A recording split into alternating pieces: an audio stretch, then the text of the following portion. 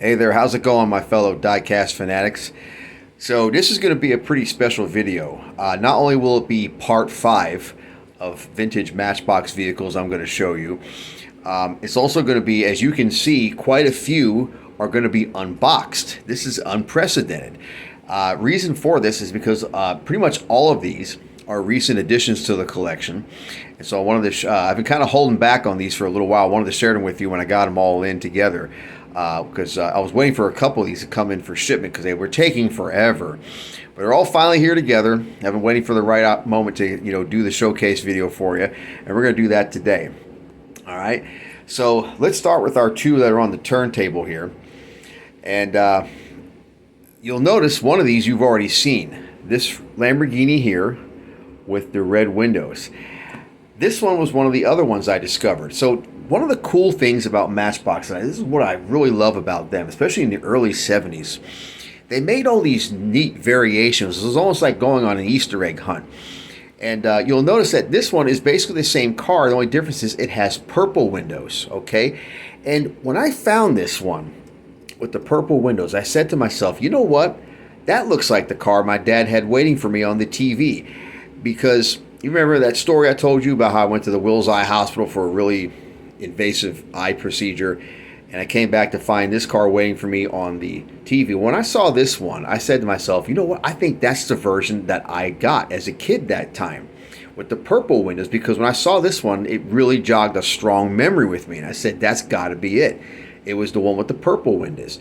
So the one with the red windows is, pretty much identical, same paint, same sticker that, by the way, they couldn't put on centered. Same chrome engine in the bay there, but just with purple windows. Is really cool. I just was like ecstatic about that. So even though you saw that one already, I brought it up here to show off with this one so you can kind of see the difference in the variation. But yeah, what a nice touch that was that Matchbox did. All right, so with my channel, we don't do unboxings very often. Well, today you're going to see several unboxings because this is it's a pretty unprecedented moment here. So let's dive into it, right? Okay, so I'm going to show you two more Lamborghinis. And these are still in the box. And yes, oh my gosh, you purists are going to cry when I open these up. But you'll see them. They're not perfect. They got creased up corners and everything. These were not kept in one of those protectors, okay? So that's what happens to them. So the Streakers ones, you'll notice they got extra stripes and come with a special Streakers box like this. You'll notice we're dealing with another variation here. You'll notice that this one has like blue windows with like a gray interior. And this one has a chrome interior like those other two with amber colored windows. So there's our variation with that. Number 27 was the number. So yeah, guys, we're going to do it. We're going to crack them open. We're taking a 50-year-old car right out of the package. Here we go. Oh, man. Can't believe it, right? So there we go. So there is our gray interior blue window version. And now we're going to crack open the chrome interior and amber colored version. Get this guy out of here. This one opening very easily because this package is even in worse condition. Okay, so it's not like we're completely wrecking totally pristine stuff here, guys. And there we go. Now we got two versions of the Streakers Lamborghini Countach. And like I said, it's fun to collect the different variations sometimes, especially when it's a special model, because this is one from, had a lot of, childhood memories attached to this. So here's our one with the gray interior and the blue windows. Now, when you open the hatch of this one, which is very stiff when they're brand new like this, wow, look at that. That really has got some resistance to it. See, this one's got a gray engine. That looks really cool, doesn't it? I like the chrome a little better, but you have to admit, that's kind of neat the way that that's done. And then these have the black painted base, just like the two yellow guys did. There you go. Super fast. It's got the early style wheels, of course. And then we've got with the chrome interior and the amber windows, our other variation here. I just really like the way they did that. See, this has been in the blister pack so long, there's actually some like crud deposited on the side there. I'm going to have to clean that off before I display it. Yeah, this is the first time of it breathing fresh air in over 50 years. Let's see how stiff this one is too. Yeah, this is also very stiff. This hatch on here, look at that. Wow. Yeah, when they're brand new, they're really stiff. When you were a kid, you'd open this close this so many times it would get really worn out, and then pretty soon you were lucky if it would even stay open. But there we go. So now we have 4 Lamborghinis, 2 orange, 2 yellow, just with some different variations in the windows and the interior shade. Pretty cool. All right, now let's take a look at our next 3 we got. And these are going to be some interesting ones that I've got some printouts to show you with, okay? Let's start with this one. DeTomaso Pantera, number 8, okay? This is a car, my brother got this car for Christmas one year. Brand new in the box. It's been out of the box a few times, you can tell, but here it is, the Pantera. DeTomaso Pantera. So, this car, this came after the DeTomaso Mangusta. So this car came after that one. Powered by a Ford 351 cubic inch Cleveland V8. Very high performing. And, you know, some people say that the Mangusta was better looking than the Pantera, but I don't know. I think they're equally attractive just in their own way. And I also have a picture here to show you. This is what a real Pantera would look like in the metal. It's kind of very sharp, kind of a copper color. And when you see those funny looking bumpers like that, that means it was a US version. They had to, you know, meet those bumper standards. That was so important, don't you know? That's what a real Pantera would have looked like. These cars were a fantastic performer. Yeah. Curious thing that Matchbox did with this one. You'll notice that the wheel design is different on the rear versus the front.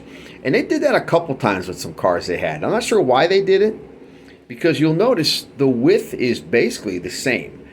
But you will notice that this track is maybe a little different. That might have been the reason why. They might not have had this style wheel in the same track. But hey, it's kind of neat. The stickers are absolutely perfect, which for a 50-year-old car is remarkable. Got like an orange interior in there. This has kind of this regular, this is a really generic steering wheel. It's not even have spokes on it. And this has got an unpainted base. This has got a date of 1975. And check this out, guys. They actually tooled up and etched in a California license plate on the back there. Probably would have been better suited for out there anyways. You couldn't drive one of these babies in the snow. No way. There we go. I've been really wanting to unbox these for a while since I've had them. I can't wait to put them on display. All right, now we're going to take a look at another car.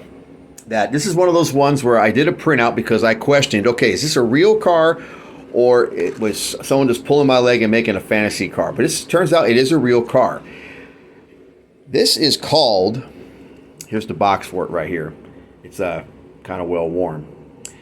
This is called a Monteverdi Hai 450 SS. Okay, talk about a global car. So the car was designed and engineered in Switzerland. The bodywork was done by an Italian outfit, and the power plant was provided by an American manufacturer you know very well called Chrysler. So they only made, if you can get this, they only made 4 of these, okay? 2 of them were ones that were actually produced by Monteverdi, and the other 2 were like a replica car, all right? And I'll show you the 2 different versions that they made. So this one here has the longer wheelbase on it.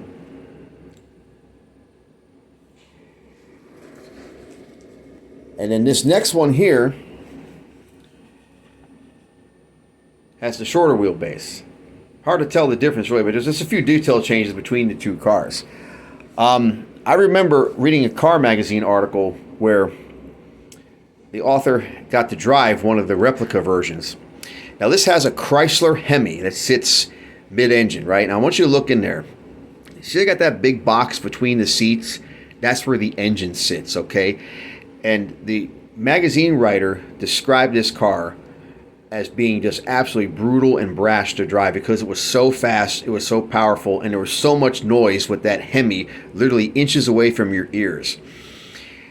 And this car, you know, there's a lot of mystery surrounding this car. It's almost like the people who have encountered the guy who designed it, it's almost like he never intended to be a production car. Like it was just a prototype only that was just a teaser to get people into the showroom. It's crazy. But this was shown at the Geneva Auto Show.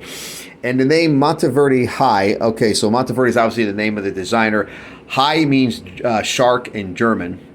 And then the 450 SS or 450 GTS, depending on which model you're talking about, that was a reference to the Chrysler Hemi's power output, okay? And I can tell you that that is probably very underrated, 450 horsepower. I believe the Hemi was actually well over 500. So what a wild and interesting car this is.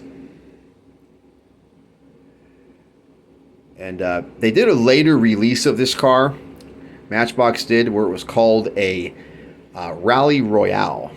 They didn't call it a Monteverdi Hai anymore. Yeah, very interesting car. Nice looking car too. And apparently quite a brutal performer too. It's such a lightweight car powered by such a gigantic Chrysler Hemi. All right, now we're going to take a look at one more. That's an unboxing here. All right, here it is. This is called a Lamborghini Marzal. Okay, and I do have their actual picture of the car to show you, the actual real car.